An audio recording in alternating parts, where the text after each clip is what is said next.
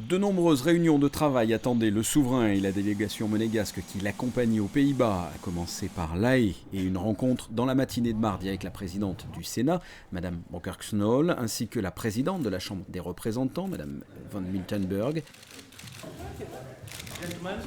Visite qui s'est poursuivie par un entretien avec le Premier ministre Mark Rutte. Ces entretiens ont porté sur le système institutionnel de la Principauté et des Pays-Bas, sur leurs relations avec l'Union européenne, ainsi que sur divers sujets d'actualité. Son Altesse Sérénissime s'est rendue par la suite dans les locaux du siège de la Confédération des industries et des employeurs néerlandais.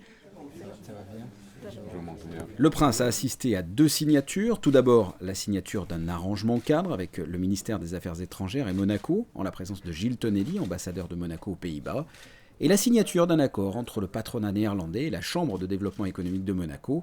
Près de 10 entrepreneurs monégasques ont fait le voyage des entrepreneurs qui, au cours de cette journée, ont rencontré leurs homologues néerlandais pour développer des relations économiques bilatérales. C'est une mission qui est dans le cadre d'un voyage officiel. C'est un avantage très important, vous le savez. Ça nous a permis d'avoir des interlocuteurs hollandais de très haut niveau. Un mot sur les entreprises monégasques qui ont fait le voyage. Ces entreprises sont représentatives des success stories monégasques, puisque nous avons aussi bien des sociétés comme Single Boy Mooring, qui aujourd'hui est le premier groupe mondial de offshore, mais aussi des sociétés comme Monaco Resource Group, comme Dietzmann, ou le syndicat des énergies renouvelables. Enfin, nous avons aussi le groupe Giraudy, qui est leader européen dans la viande. Le groupe Giraudy travaille depuis de nombreuses années avec des agriculteurs hollandais. Giraudy y exporte du veau dans toute l'Europe et prochainement en Amérique et au Japon. Comme je dis, première chose, c'est la protection des animaux. Deuxième chose, c'est l'alimentation qu'ils prennent, que c'est très naturel.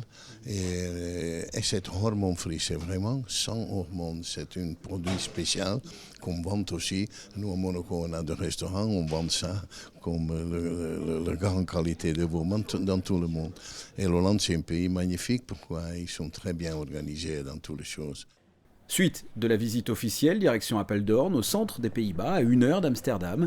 Le prince et le roi des Pays-Bas ont inauguré au palais royal de Hethlo, dans l'après-midi de mardi, l'exposition hommage à la princesse Grace. C'est dans ce prestigieux cadre qu'un dîner officiel a été donné dans la soirée en l'honneur du prince Albert II, en présence du roi et de la reine des Pays-Bas, ainsi que de la princesse Béatrix.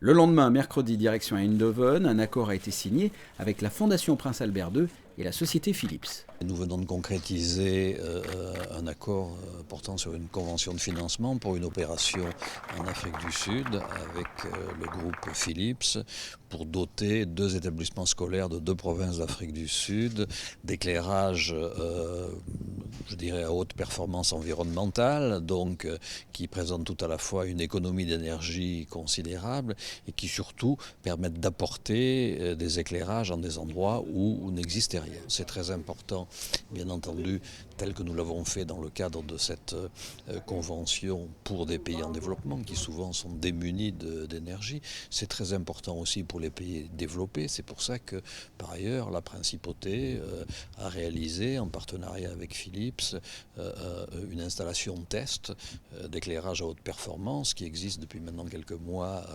sur l'avenue Princesse Grace et qui nous permet de vérifier qu'on peut avoir des conditions d'éclairage bien meilleures avec les nouvelles technologies, avec des coûts d'exploitation et des consommations qui sont en décroissance considérable. À l'issue de cette signature et pour clore ce voyage, le souverain a visité le campus des hautes technologies de la société néerlandaise Philips.